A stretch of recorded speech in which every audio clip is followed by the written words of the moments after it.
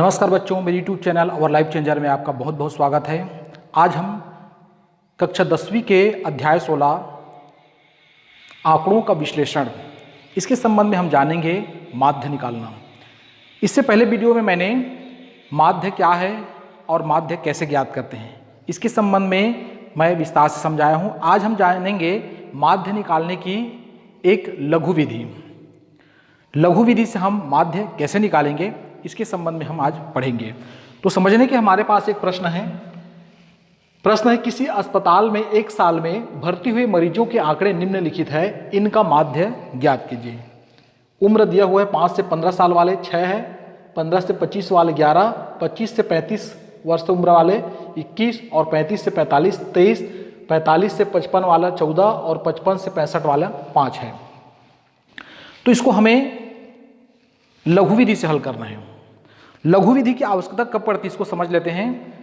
जब हम सामान्य विधि से हल करते हैं तो देखते हैं इधर हम f(x) को जोड़ना पड़ता है। यदि आंकड़ों की संख्या बहुत ज़्यादा हो और बड़ा हो तो हमें जोड़ने में थोड़ा सा समस्या हो सकता है या समय लग सकता है। तो अगर हम लघु विधि से हल करते हैं तो हम योग करने या भाग देने में आसानी हो जाएगा। तो सुविधा की दृष्टि से हम इस विधि का प्रयोग कर सकते हैं। इसके लिए कौन सूत्र लगेगा, तो इसके लिए माध्य का सूत्र होता है, याद रखना है लघु विधि से। ये है लघु विधि। माध्य का सूत्र होता है a plus sigma F D upon sigma F. इस सूत्र का प्रयोग करना है। तो यहाँ पर ए है कल्पित माध्य, कहते हैं इसको कल्पित माध्य, और एफ का अर्थ है बारंबारता है, और डी का अर्थ होता है एक से ऋण ए, अर्थात एक समय हम कल्पित माध्य को घटाते हैं तो वो जो बनता है उसको हम कहेंगे डी। तो इतना हमें निकालना है और निकालने के बाद सीधा हम सूत्र में मार रखेंगे। तो यहाँ पर सारणी बनाएंगे।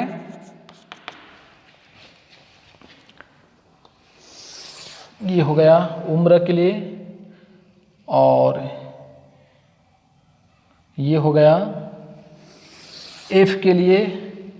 यहाँ पर हमें निकालना है x का मान निकालना है, और यहाँ पर हमें d का मान निकालना है, और यहाँ पर हमें एफ डी का मान निकालना है। इस प्रकार से इसमें सारणी बनेगा। तो ये है उम्र, इसको हम वर्ग कह सकते हैं। वर्ग है 5 से 15, 15 से 25, 25 से 35, 35 से 45, 45 से 55, 55 से 65, 65 तक है।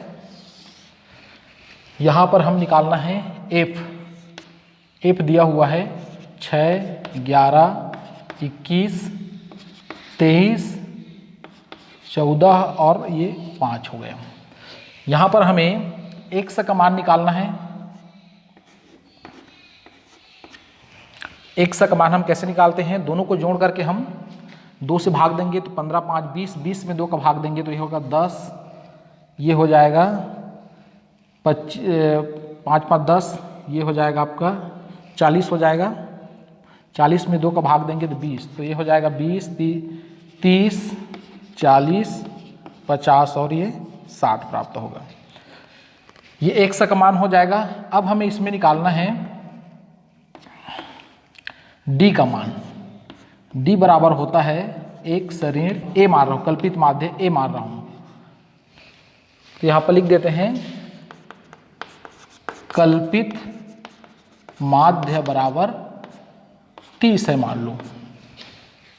तो हमें d का मान ज्ञात करना है। तो इसके लिए क्या करेंगे, हम 10 में 30 घटाएंगे, 10 में 30 घटाएंगे तो हो जाएगा ऋण 20, तो ये हो जाएगा ऋण 20। 30 में 20 घटाएंगे तो हो जाएगा ऋण 10, ये शून्य हो जाएगा। पुनः ये हो जाएगा 10, 20 हो जाएगा और ये 30 हो जाएगा। अब यहाँ पर देखिए हमें किसकी ज़रूरत है, सिग्मा एफ की ज़रूरत है। तो जोड़ लेते हैं इसको। 6 1 7, 1 8, 8 3 11, 11 4 15, 15 5, 20 का शून्य हासिल 2, 2 1 3, 2 5, 2 7 1 8, 80 प्राप्त हो रहा है। ये हो गया सिग्मा एफ का मान। पहले एफ डी निकाल देते हैं। एफ डी बराबर हो जाएगा एफ डी गुणा कर देते हैं तो यह हो जाएगा 6 दूनी 12 ऋण 120 हो जाएगा, 11 दूनी 22, सॉरी 11 एकम 11 ऋण 110 हो जाएगा, 21 शून्य शून्य, इसमें गुणा कर देंगे तो हो जाएगा 230, 14 दूनी 28, ये हो जाएगा 280 और ये हो जाएगा 5 तिया 15, 150 हो जाएगा। ठीक है, अब हम इसको दोनों को सबको जोड़ देते हैं। सिग्मा एफ डी,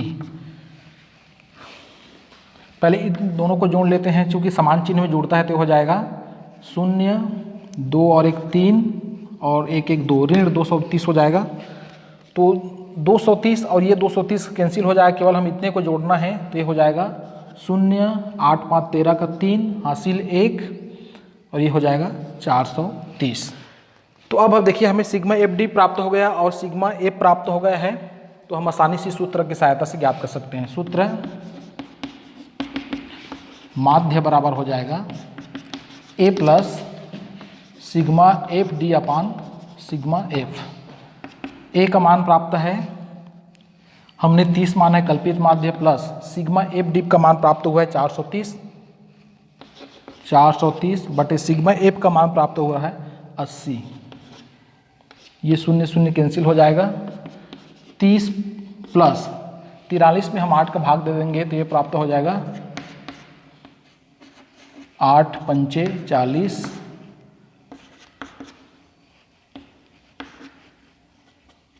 8 तिया 24,